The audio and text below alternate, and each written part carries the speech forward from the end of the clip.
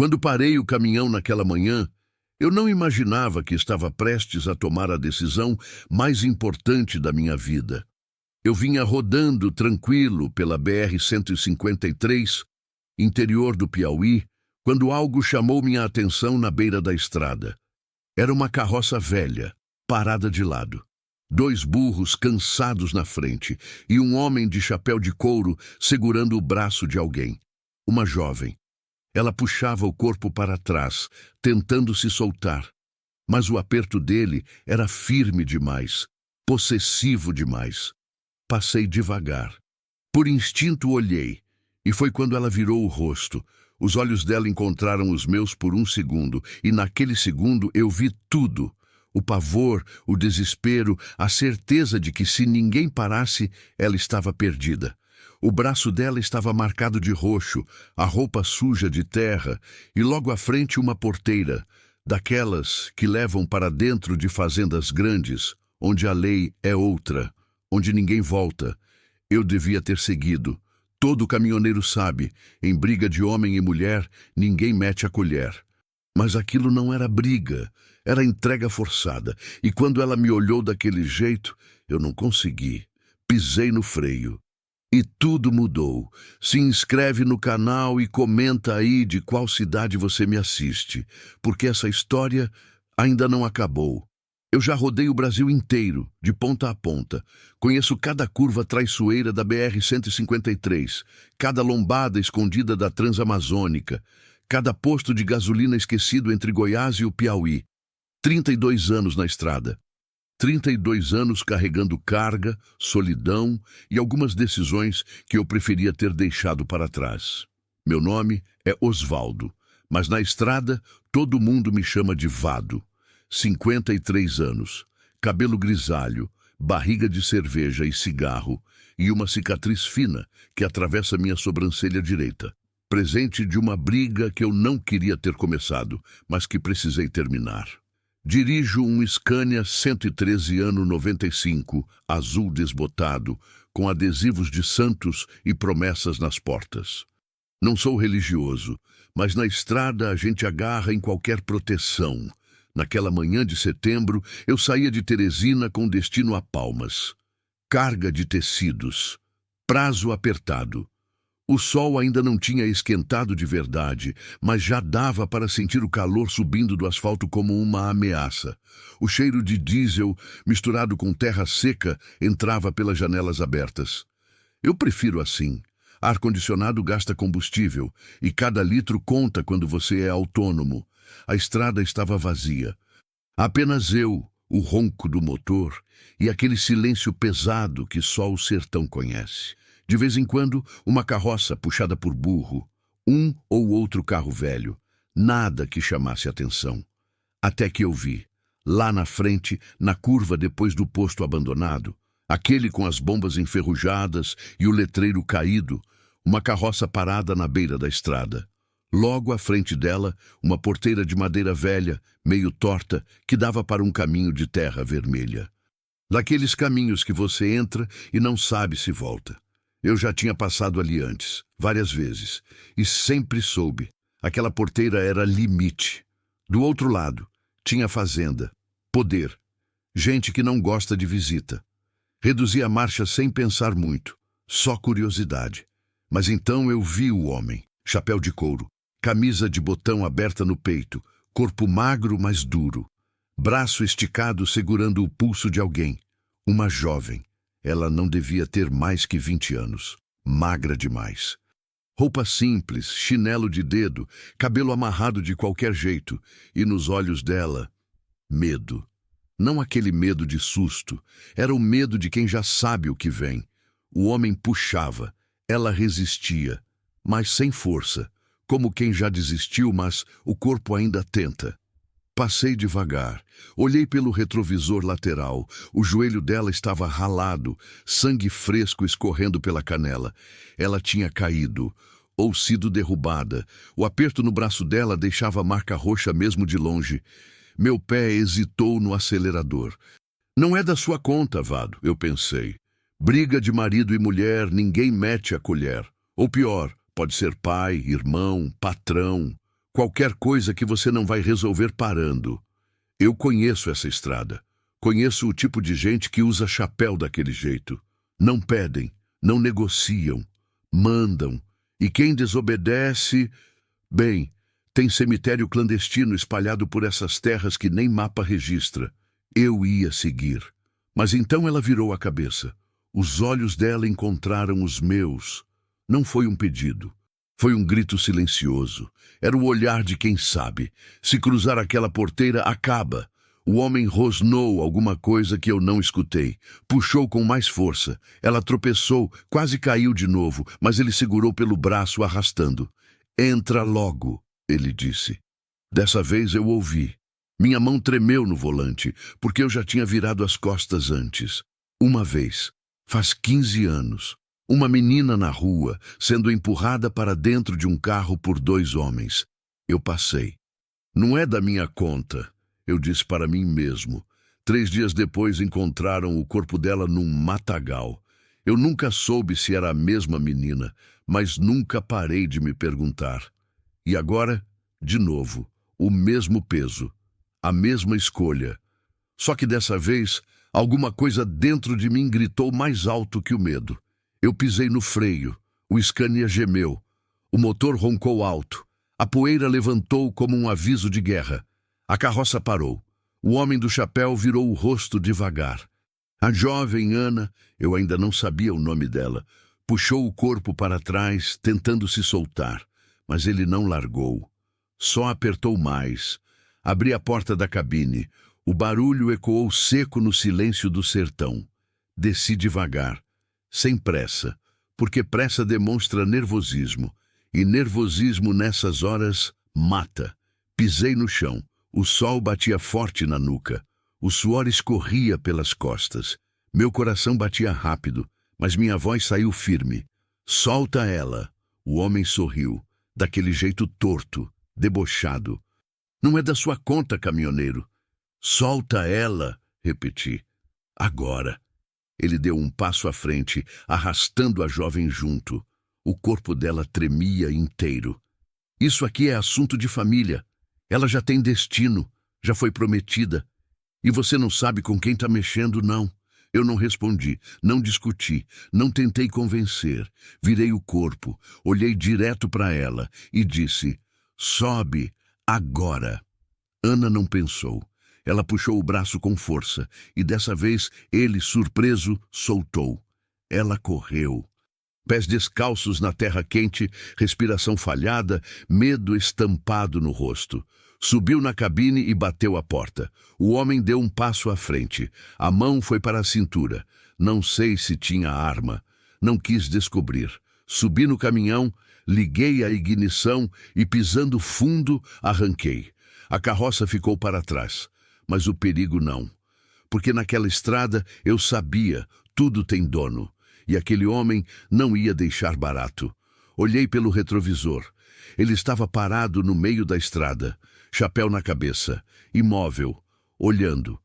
E no banco do carona, Ana tremia, abraçada aos próprios joelhos, chorando em silêncio.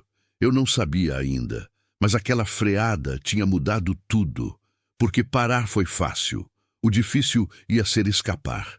Os primeiros 15 quilômetros foram em silêncio.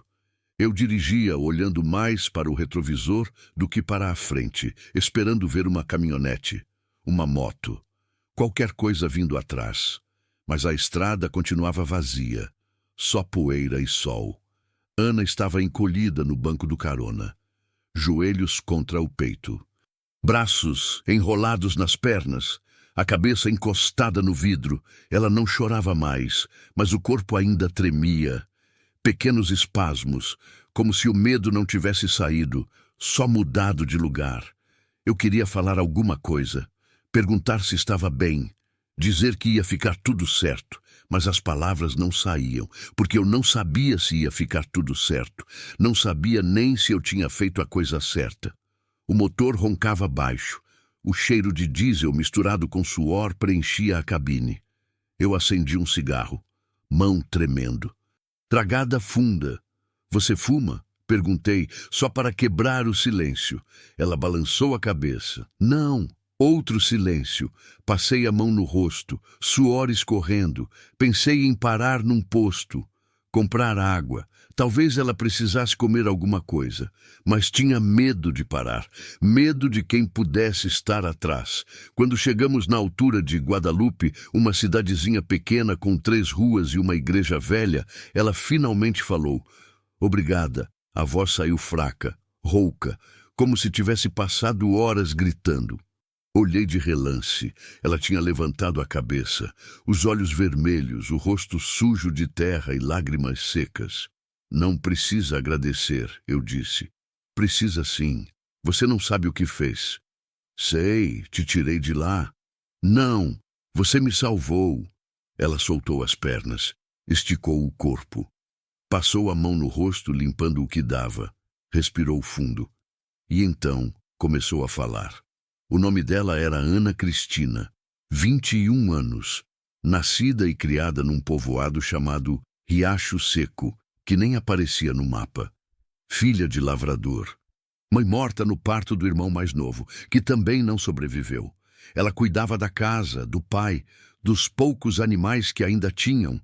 Vida simples, dura, mas era vida. Até que o pai adoeceu. Começo de ano, febre alta. Tosse que não parava. Ele foi piorando. Precisava de remédio, de médico, mas não tinha dinheiro. E o posto de saúde mais próximo ficava a 40 quilômetros. Sem transporte, sem nada.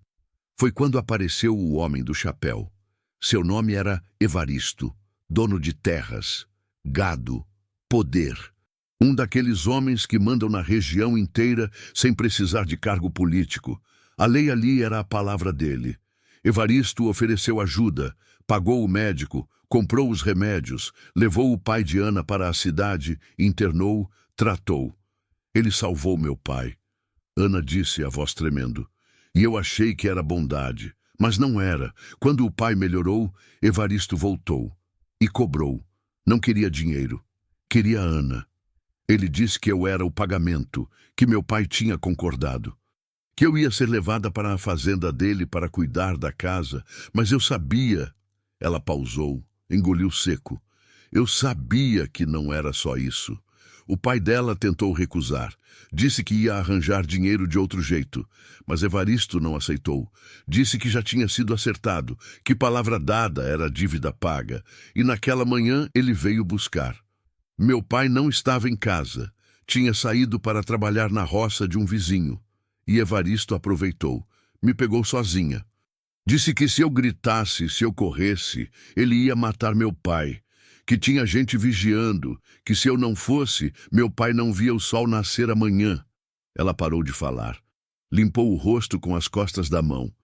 Então eu fui. Entrei na carroça. Fiquei quieta, até a gente chegar naquela porteira. E aí eu olhei para o outro lado. E vi.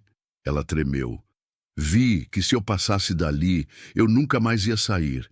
Foi quando ela tentou fugir, pulou da carroça, correu, mas Evaristo a pegou, derrubou, arrastou de volta. E foi quando eu passei. Eu ouvi tudo em silêncio, mãos apertadas no volante, maxilar travado. Quando ela terminou, eu não sabia o que dizer, porque aquilo não era só uma história triste. Era uma realidade que eu conhecia. Tinha visto acontecer antes.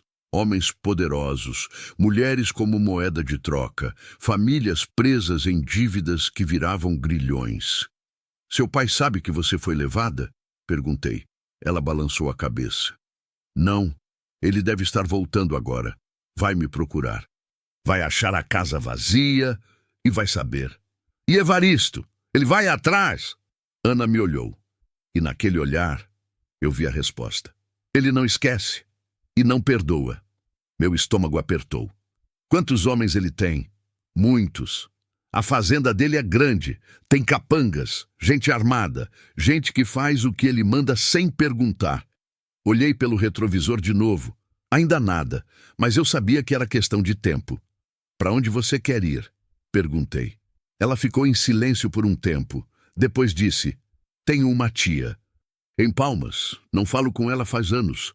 Mas é a única família que me resta fora dali. Palmas, meu destino. Coincidência ou não, eu ia para lá. Tudo bem, eu disse. Te levo até lá. Mas a gente precisa ser esperto. Se ele vier atrás, a gente precisa estar longe. Ana assentiu. Mas o medo ainda estava lá. Nos olhos, na respiração. E eu sabia por quê. Porque Evaristo não era o tipo de homem que desiste. E naquela estrada, onde a lei quase não existe, homens como ele são reis. Pisei fundo no acelerador. A estrada seguia reta, mas o perigo vinha logo atrás. Passamos por Floriano no meio da tarde. Cidade pequena, mas movimentada. Carros, motos, gente na rua. Pensei em parar, abastecer, comprar alguma coisa para Ana comer. Ela não tinha tocado em nada desde que entrou no caminhão. Só ficava olhando pela janela, como se esperasse ver alguém aparecer a qualquer momento. Eu também estava com fome, mas o estômago embrulhado não deixava pensar em comida, só em distância. Quanto mais longe de Riacho Seco, melhor.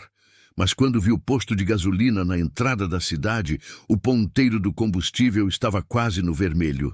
Não dava para arriscar. Precisava abastecer. Encostei na bomba. Desliguei o motor. O silêncio voltou, pesado. Vou descer, eu disse. Você fica aqui, tranca a porta, não abre para ninguém. Ana me olhou assustada. E se alguém vier? Ninguém vai vir, menti. Mas se vier, você grita. Eu tô aqui perto. Ela trancou a porta assim que saí. Ouvi o clique. Vi ela se encolher de novo no banco. O frentista era um rapaz novo, boné para trás, cara de sono. Mandei encher o tanque. Enquanto ele colocava a mangueira, acendi outro cigarro. Olhei em volta. Movimento normal. Nada suspeito. Mas meu corpo estava tenso. Como um bicho antes da tempestade. Vai longe, patrão? O frentista perguntou só por puxar conversa. Palmas. Estrada boa, mas cuidado com a chuva. Disseram que vem temporal hoje à noite. Olhei para o céu. Ainda estava limpo, azul queimado.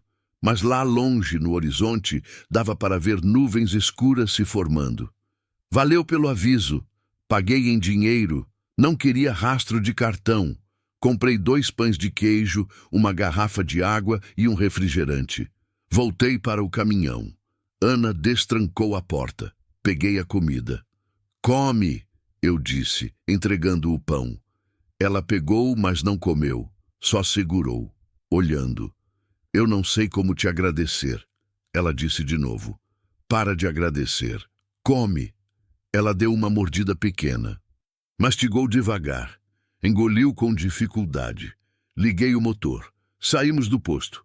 Foi quando eu vi, no retrovisor, uma caminhonete preta, vidros escuros, entrando no posto bem atrás de onde eu tinha parado. Meu sangue gelou. Acelerei. Não muito. Não podia parecer que estava fugindo, mas o suficiente para ganhar distância. O que foi? Ana perguntou, percebendo minha tensão. Nada. Só cansaço. Mas não era nada. Era a caminhonete, que agora estava saindo do posto e vindo na mesma direção que eu. Rodamos mais 40 minutos. A caminhonete continuava atrás. Não colada, mas sempre lá. 2, 3 curvas atrás. Nunca sumindo. Minha mão suava no volante. Tentei mudar de velocidade, acelerar, diminuir. Mas ela sempre ajustava. Mantinha a distância. Ana percebeu. Tem alguém atrás da gente, né? Eu não queria confirmar. Não queria apavorar ela mais do que já estava. Mas mentir não ia adiantar. Tem uma caminhonete. Não sei se é ele, mas está seguindo. O rosto dela ficou branco. É ele. Eu sei que é. Calma. A gente não sabe ainda. Eu sei. Ela quase gritou. Evaristo tem uma caminhonete preta. Vidro fumê. Ele anda sempre nela quando vai para a cidade. É ele, Vado. Ele veio. Meu coração disparou. Pensei rápido. A estrada seguia reta por mais uns 30 quilômetros. Depois tinha um trevo. Uma saída para uma estrada secundária. terra batida. Ia para uns povoados pequenos, talvez desse para despistar, ou talvez fosse pior, estrada de terra, sozinho, sem testemunha. Mas ficar na BR era certeza de ser alcançado. Segura firme, eu disse. Por quê? Porque a gente vai sair da estrada. Pisei fundo. O Scania roncou, ganhou velocidade. A caminhonete atrás também acelerou. Agora estava claro, estava vindo. Meu coração batia tão forte que doía no peito. A estrada começou a subir, curva à direita, curva à esquerda. Eu conhecia esse trecho. Perigoso, estreito. A caminhonete colou. Ana segurou no painel. Respiração acelerada. Ele vai nos pegar, Vado, ele vai nos pegar. Não vai, eu disse, mas nem eu acreditava. A caminhonete buzinou. Uma vez, duas, três. Sinal para eu parar. Não parei. Ela acelerou mais. Passou para a faixa contrária. Tentou emparelhar. Joguei o caminhão para o lado, fechando passagem. Ela freou, voltou para trás, buzinou de novo. Vado, pelo amor de Deus! Ana chorava agora. Para antes que ele faça algo pior. Se eu parar, ele te leva de volta. Você quer isso? Ela não respondeu. Só chorou mais alto. A caminhonete tentou de novo, dessa vez pela direita, mas a estrada era estreita, acostamento de terra. Se ela forçasse, capotava. Mas o motorista era bom, experiente, conhecia a estrada, e eu sabia, não ia desistir. Foi quando eu vi a placa, 3 quilômetros até o trevo. Segura, repeti. A caminhonete colou de novo, agora quase encostando na traseira. Se eu freasse, batia. 2 quilômetros. Ela tentou passar de novo. Dessa vez, quase conseguiu. Emparelhou do lado esquerdo, vidro descendo. Não olhei. Não quis ver quem estava dentro. 1 quilômetro. Acelerei tudo que o caminhão dava. Motor gritando, painel tremendo. A caminhonete acelerou junto. E então, o trevo. Virei o volante bruto para a direita, sem reduzir. O caminhão gemeu. Pneus cantaram. A carga deslocou. Quase tombei, mas segurei. Entrei na estrada de terra levantando uma nuvem de poeira vermelha. A caminhonete tentou acompanhar, mas a curva foi brusca demais. Ela derrapou. Passou reto. Vi pelo retrovisor. Ela freou, deu ré. Entrou na estrada de terra também, mas agora eu tinha vantagem. Alguns segundos, talvez meio minuto. E na estrada de terra, peso importa. Pisei fundo. O Scania avançou levantando poeira, pedras batendo no chassi, buraco para todo lado. Ana segurava firme, olhos fechados, rezando baixinho. A caminhonete vinha atrás, mas perdia terreno. Caminhão pesado aguentava o tranco melhor. Rodamos 5 minutos assim. A poeira tão densa que mal dava para ver atrás. E então, milagre ou sorte, não sei, um povoado. Pequeno, 10, 15 casas. Uma igrejinha, uma bodega. Entrei no meio das casas. Parei atrás da igreja. Desliguei o motor. Silêncio. Ana tremia tanto que os dentes batiam. Ficamos ali, esperando. A caminhonete passou. Devagar. Mas passou. Não nos viu. Seguiu adiante. A poeira engoliu ela. Esperei 10 minutos. 15, 20, nada. Respirei. Ana soltou um soluço e desabou em choro. Eu encostei a cabeça no volante, mãos tremendo, suor escorrendo. A gente tinha escapado, por enquanto. Ficamos parados atrás da igreja por quase 1 hora. Ninguém falou nada. Só o som da respiração pesada, o vento batendo nas árvores secas e lá longe o latido de um cachorro. Ana tinha parado de chorar, mas o corpo ainda tremia. Ela segurava o banco com tanta força que os dedos estavam brancos. Olhava para a porta como se a qualquer momento alguém fosse arrombar e arrancar ela dali. Eu tentava pensar, organizar as ideias, mas o medo também estava em mim. Fazia tempo que eu não sentia isso. Medo de verdade, não de acidente, de multa, de carga roubada. Medo de morrer. Porque aquele homem, Evaristo, não ia parar.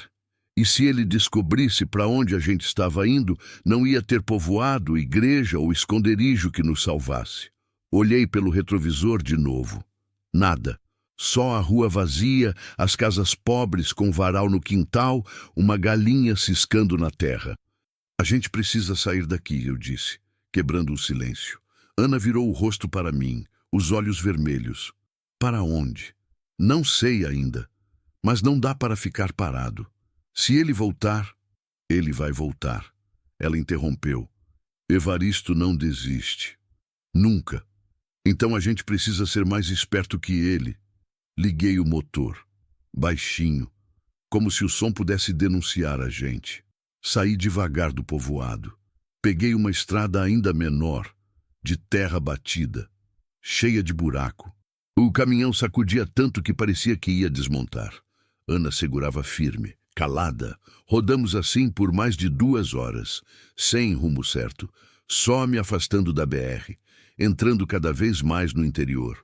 Passei por fazendas abandonadas, cercas caídas, um açude seco com o barro rachado no fundo. O sol começou a descer. O céu ficou alaranjado, depois roxo, depois escuro, e foi quando a chuva chegou. Começou com pingos grossos, batendo no para-brisa com força. Depois virou tempestade. O céu se abriu. Raios cortavam o horizonte. O barulho era ensurdecedor.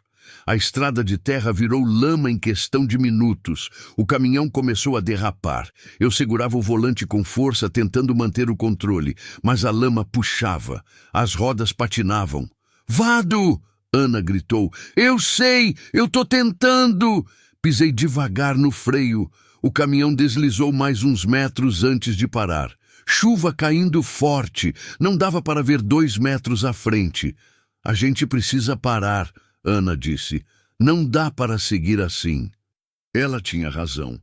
Mas parar onde? No meio da estrada? Vulneráveis? Foi quando eu vi. Lá na frente, quase escondida pela chuva, uma construção velha. Parecia um galpão abandonado. Telhado meio caído. Paredes de tijolo à vista. Não era muito, mas era abrigo. Forcei o caminhão, rodas girando na lama. Barulho de motor sofrendo, mas consegui. Encostei do lado do galpão. Desliguei tudo. "Vamos", eu disse. Descemos correndo. A chuva ensopou a gente em segundos. Frio, forte. Entramos no galpão. Dentro cheirava a mofo. Tinha mato crescendo pelos cantos. Telhas quebradas deixavam a água pingar em alguns pontos. Mas era melhor que ficar no tempo. Ana se encostou na parede, pingando, tremendo. Abraçou os próprios braços. Eu tirei a camisa encharcada e torci. Olhei em volta. Tinha uns pedaços de madeira velha. Talvez desse para fazer uma fogueira. Mas estava tudo molhado. "Você tá bem?" perguntei. Ela balançou a cabeça. Não, não estava. "Vado, eu sinto muito. Por tudo isso. Você não precisava ter parado. Não precisava ter se metido. E agora você está correndo risco por minha causa. Eu escolhi parar. Mas não devia. Devia sim", eu disse olhando direto para ela. "Porque se eu não tivesse parado, você estaria lá. E eu ia passar o resto da vida me perguntando o que aconteceu contigo." Ela começou a chorar de novo. Mas dessa vez, não era só medo. Era alívio também. Como se finalmente alguém tivesse escolhido ela. Tivesse dito que ela importava. Sentei no chão, encostado na parede. Ana sentou do meu lado. A chuva continuava caindo forte lá fora. Raios iluminavam o galpão de vez em quando. Ficamos ali, em silêncio, só ouvindo a tempestade. E foi nesse silêncio que Ana começou a falar de novo. Ela me contou mais. Coisas que ela não tinha dito antes, que Evaristo já tinha feito isso antes, com outras meninas, filhas de trabalhadores que deviam a ele. Algumas voltavam, outras não. E ninguém falava sobre o que acontecia na fazenda dele, porque quem falava desaparecia. "Tem uma menina que sumiu faz 2 anos", Ana disse a voz baixa. "Chamava Joana. Ela foi levada igual a mim, pagamento de dívida." 3 meses depois, o pai dela foi na fazenda perguntar por ela. Disseram que ela tinha fugido, que tinha ido embora para São Paulo, mas ninguém acreditou. O pai ficou procurando, fez denúncia na cidade, falou com todo mundo e uma noite, ela pausou. Uma noite a casa dele pegou fogo, com ele dentro. Disseram que foi acidente. Mas todo mundo sabe. Meu estômago embrulhou. E a polícia? Ana deu uma risada amarga. A polícia? Metade dos policiais da região trabalha para ele. Ele paga, protege. E quem não aceita o dinheiro, aceita a ameaça. Evaristo é intocável, Vado. Por isso eu tô te dizendo, você não devia ter me ajudado. Porque agora ele vem atrás de você também. Respirei fundo. Tentei parecer calmo, mas por dentro o medo crescia. A gente vai chegar em Palmas, eu disse. Você vai ficar com sua tia. E eu sigo viagem. Ele não vai achar a gente. Você acha mesmo? Não respondi, porque não tinha certeza. A chuva foi diminuindo aos poucos, o barulho ficando mais baixo, e com o silêncio voltando, a exaustão chegou. Ana encostou a cabeça no meu ombro. Não por intimidade, por cansaço, por precisar de alguém, e eu deixei. Porque eu também precisava não estar sozinho naquele momento. Fechei os olhos, só por um instante. Acordei com um barulho. Motor. Meu corpo gelou. Abri os olhos. Ainda estava escuro. A chuva tinha parado, mas lá fora, vindo pela estrada de lama, faróis. Ana acordou também. Viu a luz. Congelou. É ele, ela sussurrou. Levantei devagar. Olhei pela fresta da parede. Caminhonete preta. Vidros escuros. Andando devagar. Procurando. Meu coração disparou. Fica quieta. Sussurrei. A caminhonete se aproximou. Parou bem na frente do galpão. O motor desligou. Silêncio. Porta abrindo. Passos na lama. Ana segurou minha mão.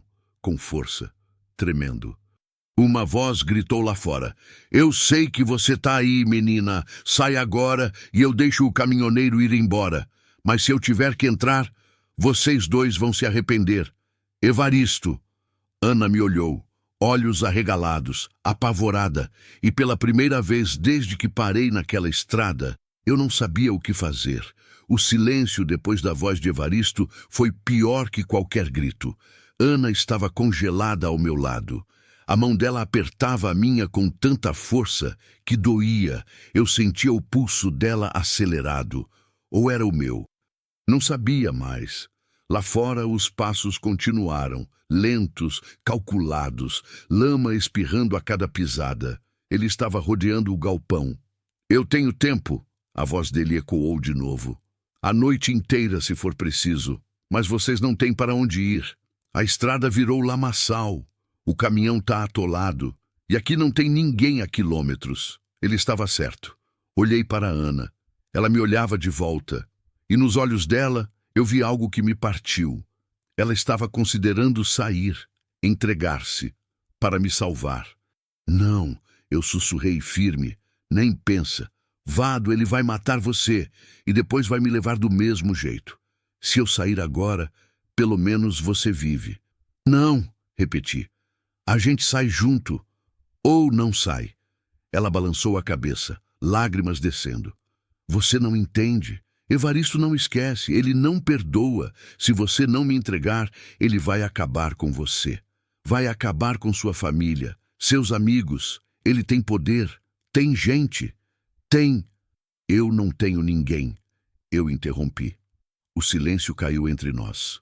Ana me olhou confusa. Respirei fundo. Nunca tinha falado disso com ninguém. Mas naquele momento, preso num galpão velho, esperando a morte chegar, as palavras saíram. Minha esposa morreu faz 15 anos. Câncer. Rápido. Nem deu tempo de lutar direito. Meu filho. Engoli seco. Meu filho sumiu 3 anos depois. Envolvido com gente errada. Drogas. Dívidas.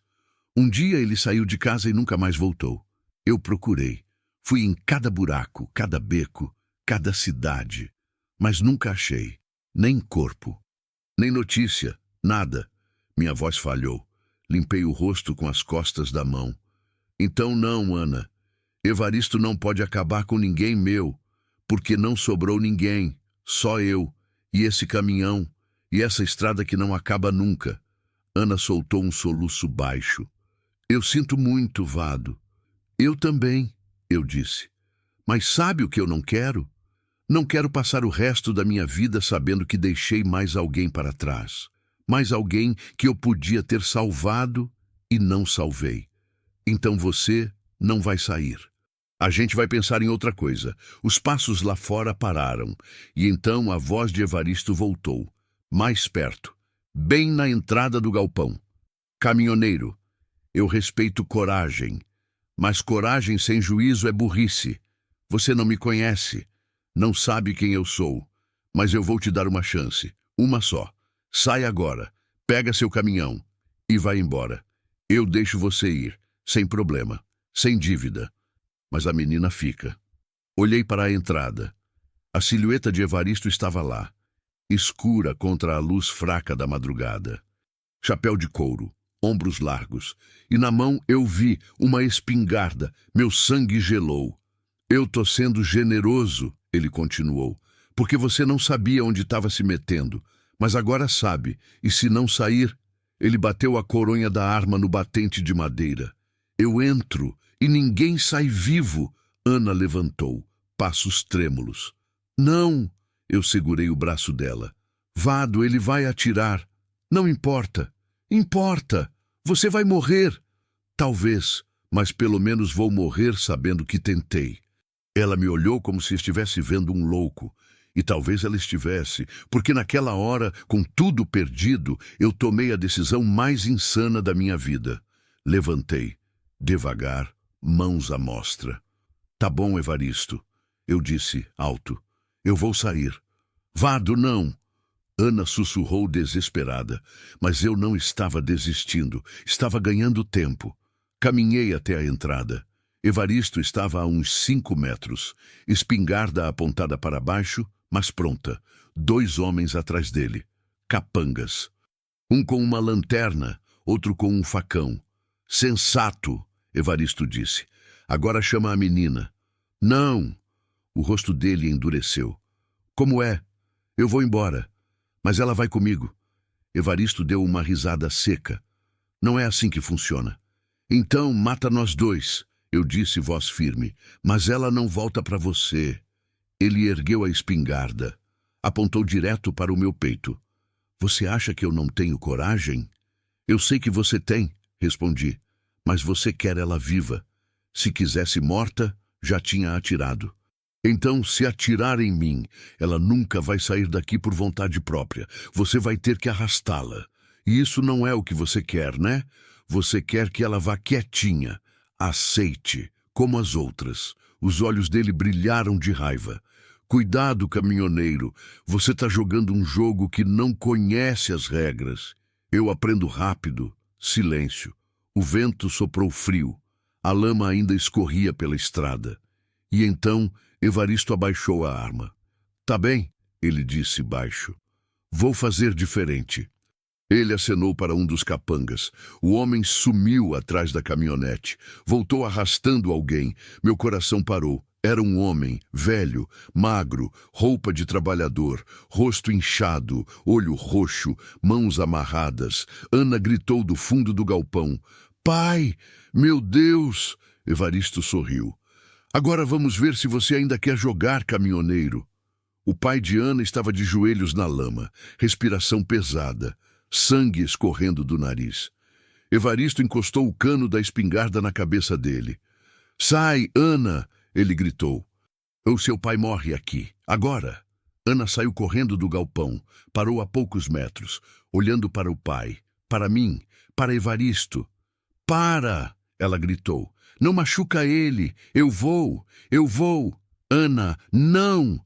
Eu gritei, mas ela já tinha decidido. Caminhou em direção a Evaristo, devagar, chorando. Me leva, mas deixa ele ir. E deixa meu pai em paz. Evaristo sorriu, tirou a arma da cabeça do velho. Sabia a escolha. Ele fez sinal. Um dos capangas agarrou Ana pelo braço. Ela não resistiu. Olhou para mim e disse, Obrigada por tentar. Eu quis gritar, quis correr, quis fazer alguma coisa, mas estava desarmado, sozinho, contra 3 homens armados. Não tinha como vencer. E então algo aconteceu. Um barulho, longe, mas ficando mais perto. Motor.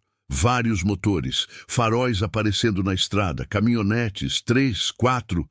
Evaristo virou o rosto, franzindo a testa. Os veículos pararam. Desceram homens, muitos, uns 10, 15, e na frente deles um homem mais velho, roupa simples, chapéu de palha. Ele caminhou até Evaristo.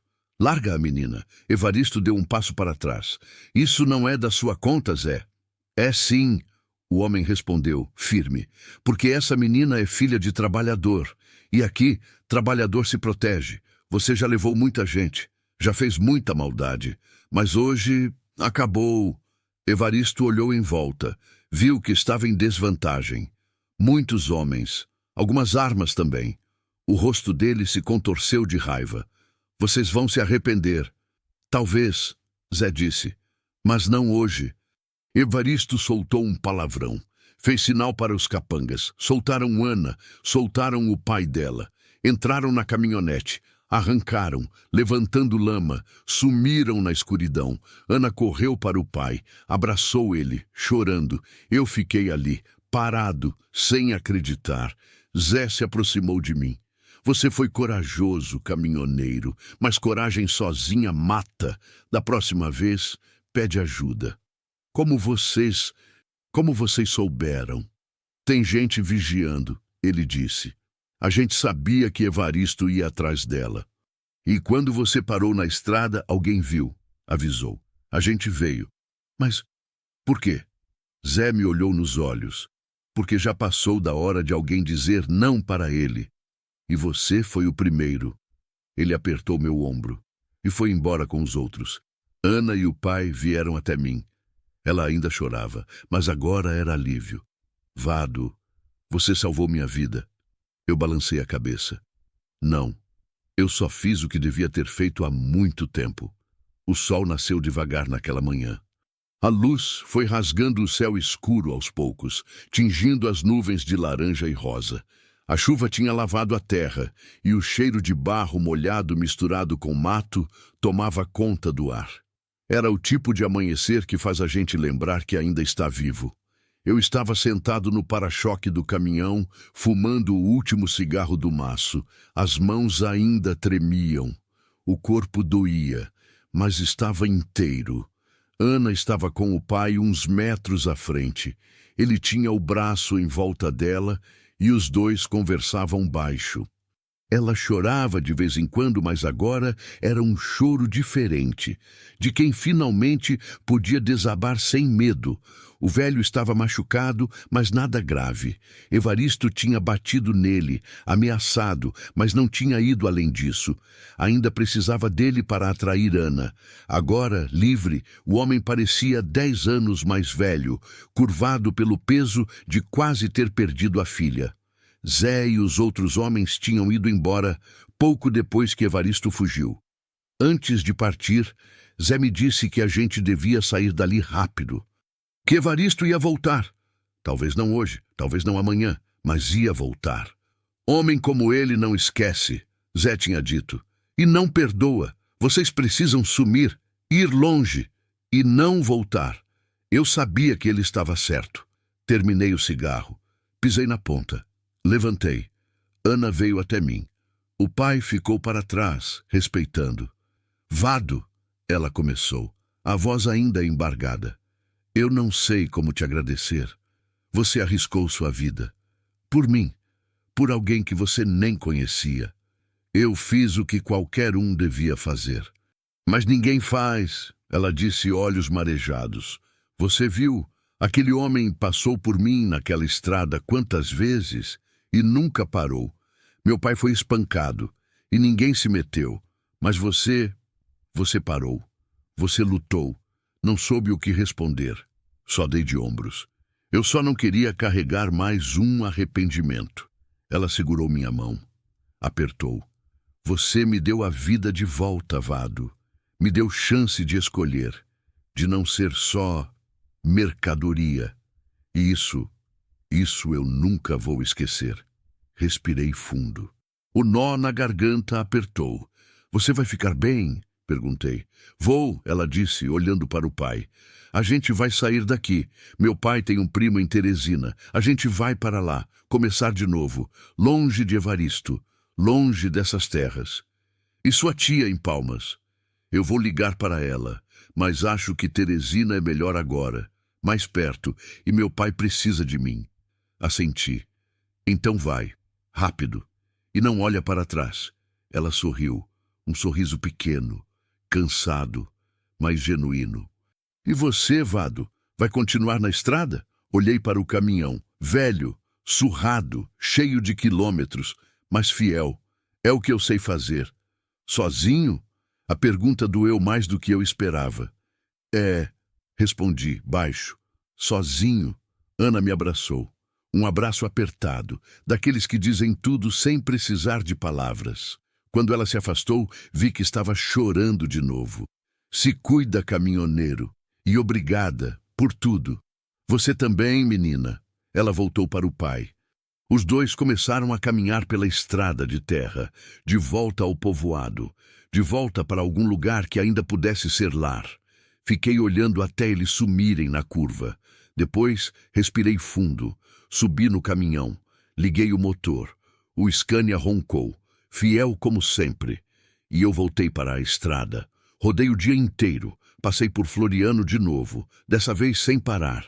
Passei por cidades pequenas, vilarejos esquecidos, trechos vazios onde só o vento soprava. A carga ainda estava lá. Os tecidos para Palmas. Prazo atrasado. Mas eu não me importava mais. Algumas coisas valem mais que prazo. Parei só uma vez, num posto perto de Porto Nacional. Abasteci, comprei café. Sentei numa mesa de plástico do lado de fora e fiquei olhando a estrada. Carros passavam, caminhões também, cada um com sua história, seu destino, sua carga. E eu pensei em Ana, no pai dela, em Evaristo, em tudo que tinha acontecido. Pensei também na minha esposa, no meu filho, nas escolhas que eu fiz, nas que eu não fiz. Durante 15 anos eu carreguei culpa. Por não ter parado naquele dia, por não ter ajudado aquela menina, por ter virado as costas e seguido em frente. E a culpa tinha virado um peso tão grande que eu mal conseguia sentir mais nada. Só o vazio, a estrada sem fim, a solidão. Mas ontem, quando vi Ana sendo arrastada, alguma coisa dentro de mim gritou. E eu parei. Não porque era certo, não porque era seguro, mas porque eu não aguentava mais carregar. E agora, sentado ali, tomando café, requentado num posto esquecido, eu percebi algo. O peso tinha diminuído. Não tinha sumido. Talvez nunca sumisse. Mas estava mais leve, porque eu tinha feito diferente. Tinha escolhido parar. Tinha escolhido lutar. E mesmo que tudo tivesse dado errado, mesmo que Evaristo tivesse vencido, mesmo que eu tivesse morrido ali naquele galpão, pelo menos eu teria tentado. E isso, de alguma forma estranha, me dava paz. Cheguei em Palmas no fim da tarde. Descarreguei a carga. Assinei os papéis. Recebi o pagamento. O gerente do depósito reclamou do atraso, mas eu nem ouvi direito. Só acenei, voltei para o caminhão e fui embora. Parei num hotel barato na beira da BR.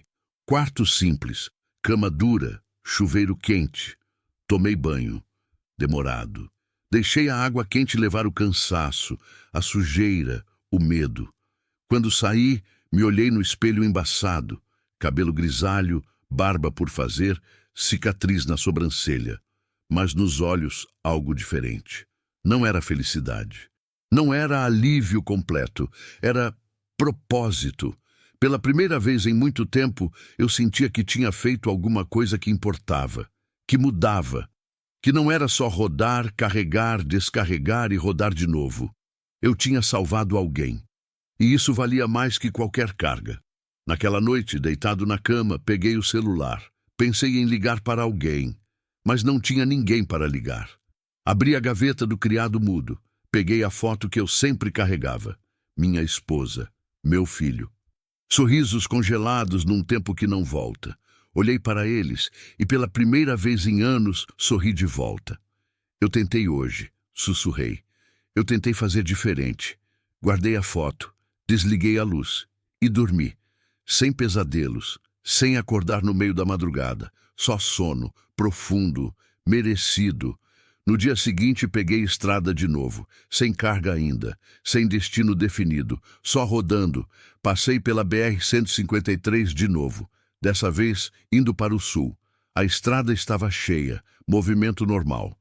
Caminhões, carros, ônibus, e em cada curva, em cada trecho eu olhava. Olhava para as pessoas na beira da estrada, para os rostos que passavam, porque agora eu sabia que a estrada não é só asfalto, não é só quilometragem, não é só carga. A estrada é gente, é encontros, é escolhas. E cada vez que eu passar por alguém, cada vez que ver alguém precisando de ajuda, eu vou parar. Porque eu aprendi que carregar carga é fácil. Difícil é carregar arrependimento. E eu não quero mais carregar esse peso. 3 semanas depois, recebi uma ligação. Número desconhecido. Atendi. Alô? Vado. A voz do outro lado era familiar. Ana, sou eu, ela disse, e dava para ouvir o sorriso. Eu consegui seu número com o pessoal do posto. Espero que não se importe. Claro que não. Você tá bem? Tô sim. A gente chegou em Teresina. Meu pai tá se recuperando. Arranjei trabalho numa loja. Tá difícil, mas a gente tá vivo e livre. Fico feliz de ouvir isso. Silêncio por um instante. Vado, eu só queria te dizer uma coisa. Diz. Obrigada. De novo e sempre. Porque você me deu a chance de recomeçar, de escolher, de viver. E eu nunca vou esquecer. A voz dela falhou no fim. Eu respirei fundo. Você não precisa agradecer, Ana. Você me deu algo também. O quê? Um motivo para continuar. Ela ficou em silêncio, mas dava para sentir a emoção do outro lado. Se cuida, caminhoneiro. Você também, menina. Desliguei. Olhei para a estrada à frente. Longa, sem fim, como sempre. Mas agora, diferente. Porque agora eu sabia que a estrada não engole tudo. Às vezes, ela devolve. E às vezes, quando a gente para, a gente se encontra. A estrada tem muitos quilômetros, mas o que fica não é a distância. É o que fazemos nos encontros, nas paradas, nas escolhas que tomamos quando ninguém está olhando. Osvaldo era só mais um caminhoneiro. Ana, só mais uma menina. Mas quando os caminhos deles se cruzaram, tudo mudou. Porque às vezes parar é a coisa mais corajosa que alguém pode fazer. E salvar alguém é se salvar também. Se essa história tocou você, compartilhe. Porque tem muita gente na estrada precisando que alguém pare. E talvez você seja esse alguém.